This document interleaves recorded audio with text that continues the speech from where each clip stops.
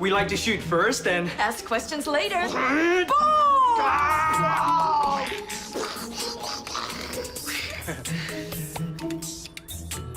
Catch me at MomoCon 2025. I'll probably be in cosplay. Am I happy with who I am? Am I happy with who I am? Am I happy with the people around me? Imagine you're a ranger, like the power kind. Yeah. Now imagine you on a team that probably got established fully over a 1 to 2 episode arc. But y'all got it made pretty well. Y'all like 10, 15 episodes in with a status quo that probably allows for all 3 or 4 or 5 of you to get some development in. That get y'all a little arc. Now imagine the universe just coming in randomly and fucking all that shit up. Wait. Just all of it. Oh god, the status quo, it's all shaking up. It's all fresh and new. How will we ever adjust? The way a tokusatsu show typically progresses is upwards. The longer it is, the stronger our main character or characters get. Naturally, this would have to mean the category of enemy they face would get stronger too. Imagine one day just kicking it with the guys. Y'all get that call to do that ranger shit. Y'all pull up, but oh no. The cannon fodder is slightly stronger than what you actually are proportionately prepared for. You ran through all these new and interesting monsters on a seemingly weekly basis, but this new one is just too goddamn strong for some reason.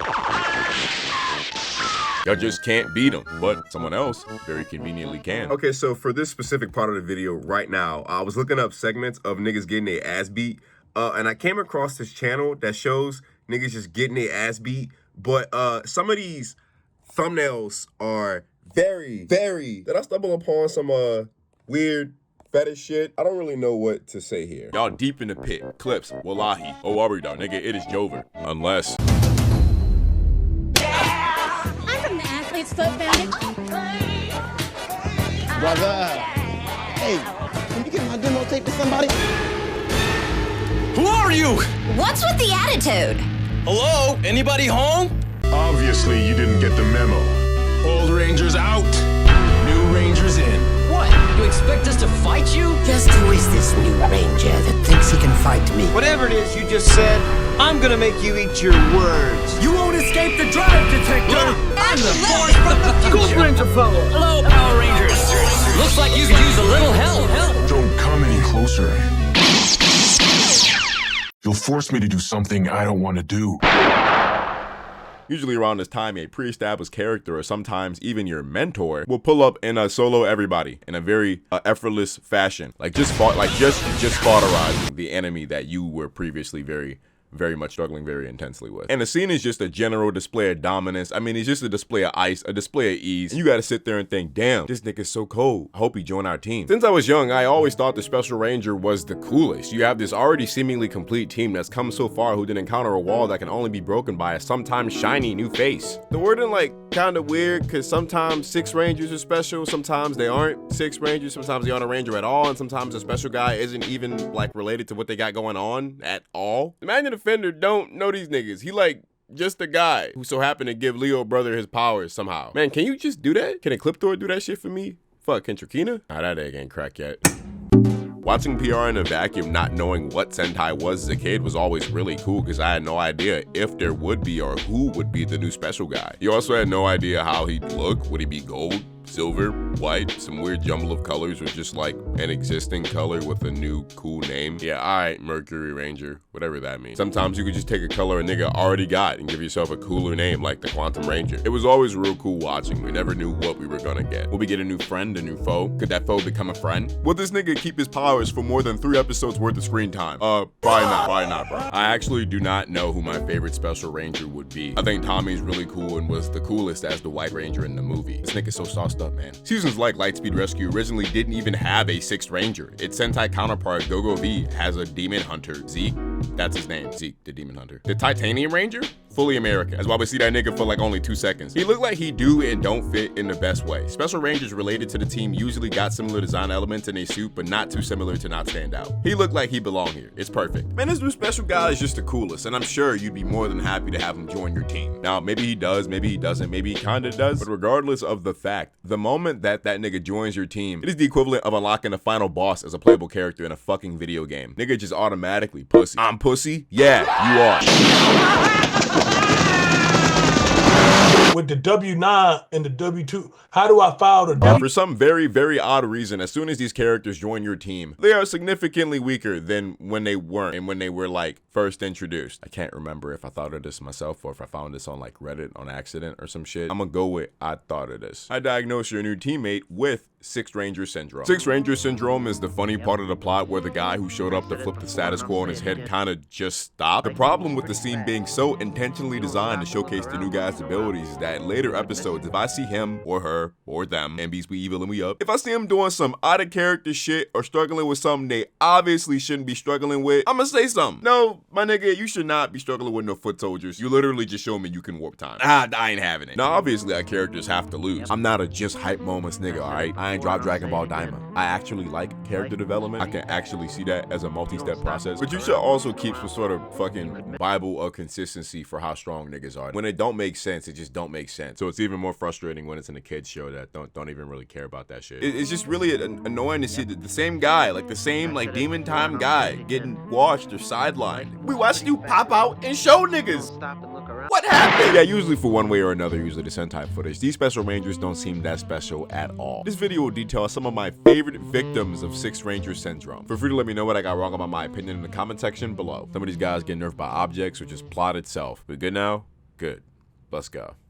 First, follow me on the gram and give me money on Patreon if you want to see videos early. This one didn't come out early because I felt like that'd be wrong considering I'm starting this right now.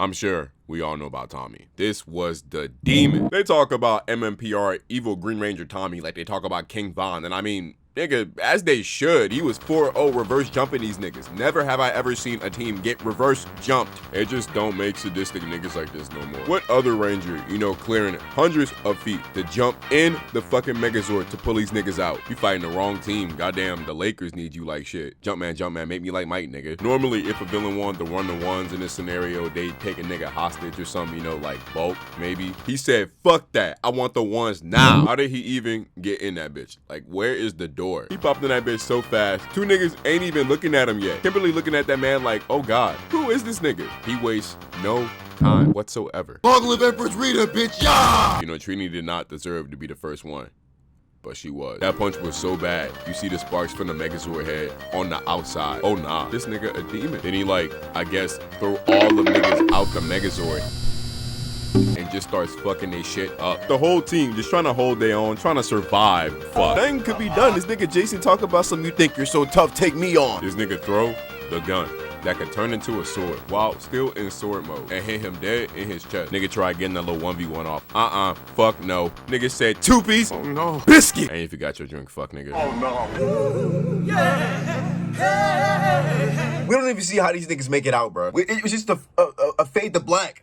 It's just a fade to black. We don't know. How did they even make it out, bro? That's what I want to know. Imagine that only ended because he had somewhere to be. Imagine being Zach in this scenario. Probably at a regular ass day up to this point. All of a sudden, you got a nigga that look like he should be on your team just dusting your whole shit. And y'all don't just work here. These your niggas. Y'all talking about this later in 5th period. Praying to God the next time you hear that alarm, it's just a fucking pizza monster. But no, you know who it is. You know who be fighting Zachary. It's the only nigga that got a diamond that actually shined on his chest. He put these niggas through hell. How they all getting their ass beat so bad by just one nigga? You probably see a goddamn green blur zooming across them, followed up by impact sparks from their own shit getting destroyed. Rita abducted the wrong nigga on accident. Never have I ever in my life seen shit as vicious. That's what this nigga did in his goddamn 5-part special. This had 8-year-old me goddamn pissing himself with excitement. I remember the day being so crazy when part 1 aired. Nobody is going to believe me, but there was a tornado warning and a tree fell on my house. Really set the ominous tone for me. It was clearly Tommy's fault. We needed new shingles. When he got a new evil ass super powerful sword, because of fucking course he did.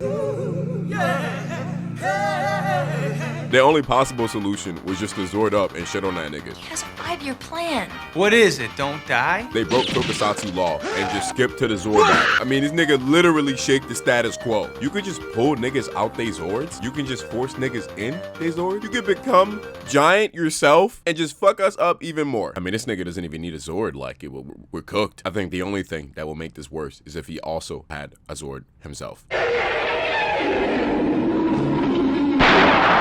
Aside from the fact that that's an obvious fucking toy right there, it's over. Like, it is up. Now the tables have turned, and this nigga essentially is unleashing Godzilla on these niggas, bro. Jason, look, I get it. I know you're the leader and all. Stop with the 1v1s. It's not possible. He reverse jumped y'all shit, and he didn't even have a Zord. You think that with one and by yourself, you doing something? I was scared for your life when you was in that damn cage match. The only way you survived this was them teleporting your shit away. Yeah, that's right. Form that Megazord. Yeah, there you go. There you go. And you know, the 4th or 5th time's a charm. They get they 1v1 in, but this nigga got a mental Zenkai boost. He started getting creative and shit after getting his ass beat for like 5 episodes in a row. He about to blast on this nigga, and then he show him that his shield is the ultimate defense and offense. Nigga think he Tapion and start playing his flute, and he just indestructible. And not only that, his shit is just coming back at him to hit him. Like I said, his diamond, the only one that shine. As you can see, Jason learned from the school throwing sharp shit at niggas, and it worked. Hell finally decided to freeze over, and he joined their team. But that's when it hit. That's when the goddamn power friendship chip get installed and it override the damn demon chip. No more demon time. You are a law-abiding citizen now. Why? Whatever cope help. You can say you're not bloodlusted no more. I don't care. The Green Ranger is no more!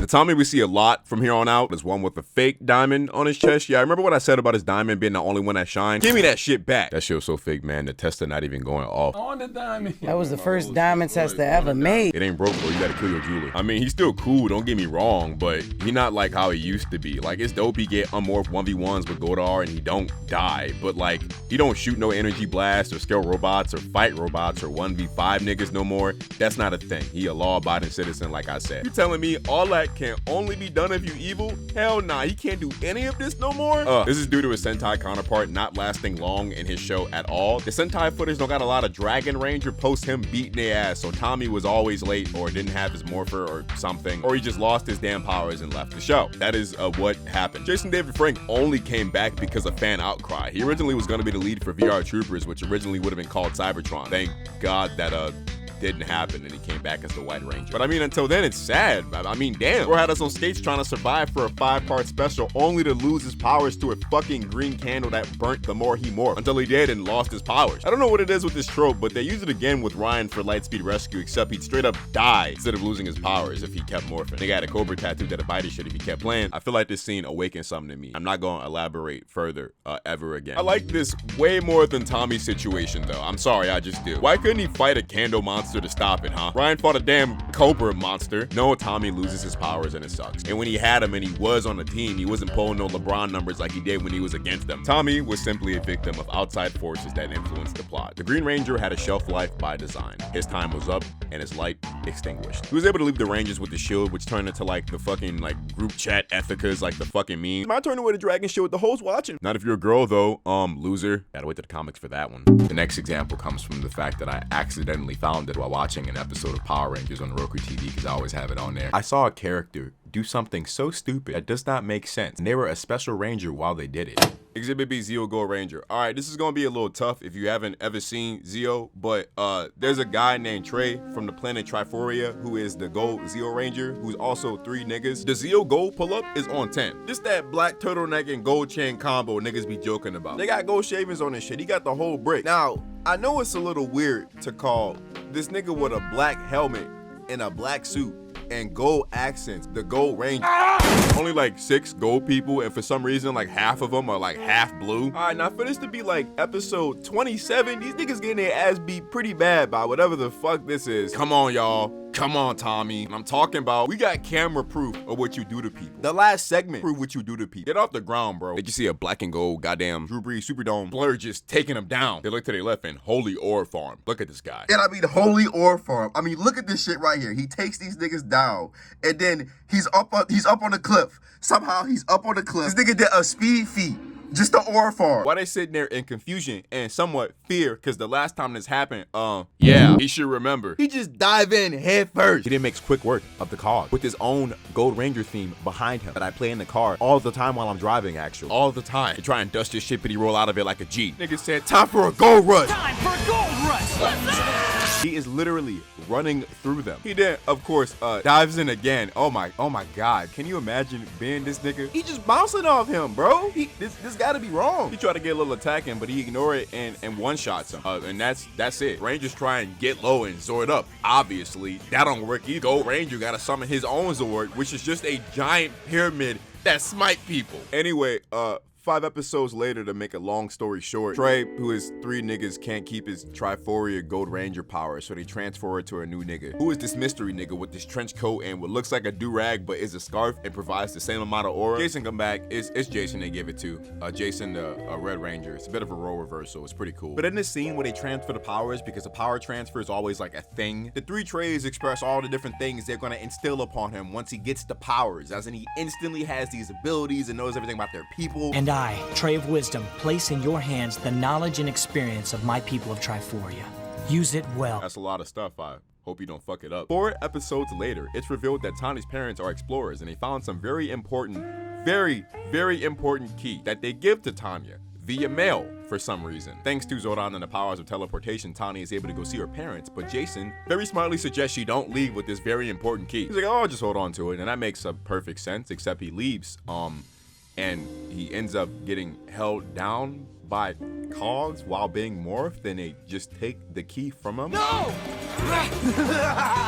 Give it back, Louis! Fuck you mean give it back? Kill that nigga. Gold rush or something. Time for a gold rush! Can't run through these niggas like Trey did. The joke I made earlier about the Ranger seeing a green blur when Tommy was beating the fuck out them is literally what you can do. Why are you struggling here? Now shit done escalated and they gotta get the key back. It's all your fucking fault, Jason. It's like, not only is this stupid for a nigga as experienced as you, also, you shouldn't be being held down by no goddamn cause. And I, Trey of Wisdom, place in your hands the knowledge and experience of my people. I'm sure that meant that like you insta-passed the how to blitz cogs tutorial like in your brain, right? When you got the helmet on. Knowledge and experience of my people. Dude, whatever. That's why you give him back his powers anyway. Use it well. This pissed me off so bad. I think we're gonna cut the commercial. Certain Gold Ranger is next, and it's not at all how you think, surprising. So stick around. This is a Raycon sponsor. I love my Raycons. Y'all love Raycon? I love Raycon. I've been blessed with multiple pairs of Raycon everyday earbuds, and I think they changed my life completely. These are like the best earbuds ever. I promise y'all. I really love them. I'm usually not a fan of wireless earbuds like at all. They kind of fall out the ear. They never fit my ear shape, but these don't have that problem at all, ever. And with just 10 minutes of charging, you get 90 minutes of battery life. I can really put these on a charger while I'm running late for class and then pick them up on the way out to have more than enough battery for the whole period. I can listen to some Swan Lake while my professor raps about art history, and I can still hear him if I turn on transparency mode, so it sounds like Swan Lake, the soundtrack to my life. Raycons come in so many colors, so many wonderful colors. I can listen to my music while my earbuds match my fit. That's pretty damn rad. Go to buyraycon.com/VerityShow to get 20% off side-wide. Brought to you by Raycon. They give you a 30-day happiness guarantee return policy. No questions asked. They are so confident you'll like them because you will. Come on, they Raycons. Again, click the link in the description box below or go to buyraycon.com/VerityShow to get 20% off site-wide. I'm just a messenger. Believe me, I'm right because I'm never wrong, ever. Raycon. Bye. Every year, a 6th Ranger joins the Power Rangers, giving the team the ultimate power to save the world. Now, for 3 days in a row, see every premiere of every 6th Ranger. 6 Rangers means ultimate power. The Best of Power Rangers 6th Ranger Marathon. Let's do it! Starting tomorrow morning at 6 Central on ABC Family. I know all of this is weird. Like, I get it. It's all weird. I'm discussing this oddly specific, vague concept of a phenomenon, but this doesn't just happen in my oh-so-favorite children's media property. This can and probably will happen to any team with a new team member a part of any franchise anywhere. Want a non-Power Rangers example? That'd be a stupid question to ask for a video like this. But I think that's a good idea, though. Fuck it, whatever. Is that a little better? Yeah, probably.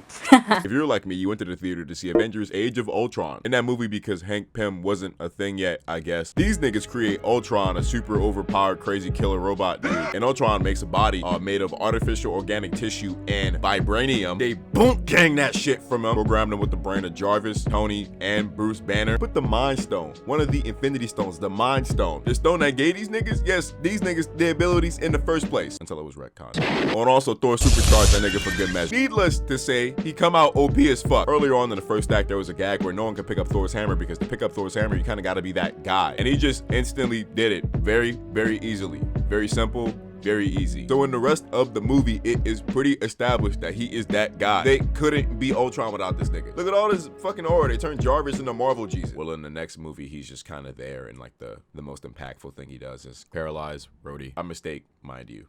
Bye. mistake. Then we fast forward a couple of movies and we see him in Infinity War and he just bitched, just straight bitched. Oh, they massacred my nigga. Oh lord. I remember being in a theater thinking, what the fuck? Why? Am I missing something? Just the nigga that had a pull-up so heavenly. No Child Left Behind should have been behind that shit. Now he's just fucking washed. Just massacred by cannon fodder, taken out within the first 20 minutes of the damn movie. You can't even handle Thanos' fucking foot soldiers when your teammates are actually fighting Thanos. Maybe they need you for Ultron. Maybe they could have won like shit. Marvel would have like shit. Have fun in Vision Quest, nigga. Ultron ain't even dead. Just so you know, new gens, the only reason why y'all special niggas can't really get deconstructed like this is because they don't really make demons no more. Like, no offense, look at this nigga Nate. This nigga looked like me when I wanted to be a Power Ranger. I can't say Nate fell off. He was never on. No offense. They ain't even sell your Morpher, bro. That's like them not hanging your jersey up. I'm sorry to say, but the Gold Rangers Best Moments compilation on the official Power Rangers YouTube channel just couldn't find no more than like 2 clips for every Neo Saban nigga. One of which is usually just their first appearance, which yeah, I would hope that is a best moment, my nigga. The closest y'all have gotten to serious ice was Antonio. Aside from his random, forced, racially insensitive breaks into Spanish that are really funny considering his actor is Thai. Excelente! You would have thought the Disney Rangers would have been the on-the-nose ones. Nope. Antonio's pull-up is perfect. It establishes he's skilled, very smart, and also very dumb. Come up and get me. I'm right here. Whoa. Okay, that part wasn't so fantastical. I like this. This is how you establish the character won't be like insanely OP with no feasible reason to do stupid shit. This is what I love about Jim and Gemma from RPM. They go crazy, but they just like don't fucking listen. If the gas in those canisters had been toxic, you could have poisoned the whole dome. But it wasn't. And that bot Blew up like the Hindenburg. Goddamn CEOs of neurodivergence and their special interest is just blowing shit up. Yeah, of course they gotta put these goobers on a damn leash. If they didn't, the evil and good would all be dead. Not a thought behind those eyes, not a thought. It's perfect too, because in his first scene, he uses this like insane technique where he's like slowing down time or moving insanely fast or something. I don't know, whatever one of these niggas said. Not only does he do stuff like this later on, it also makes sense why he doesn't. Especially when he was put out of commission for like being afraid of fish or something. I don't remember. Samurai was a weird season.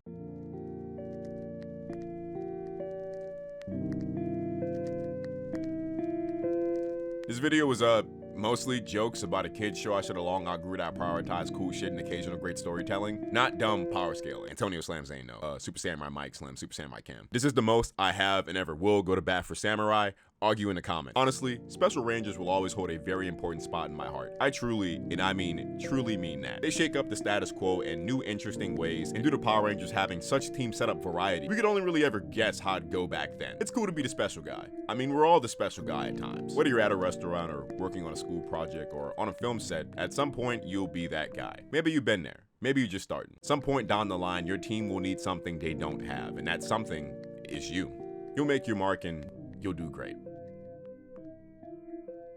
And then probably get hoed by plot or like real life. Like instead of your candle burning out or you being like situationally dense, your car break down. Cause fuck you, especially if it's a green Kia Soul. Those things don't have a reason to exist, but neither do I.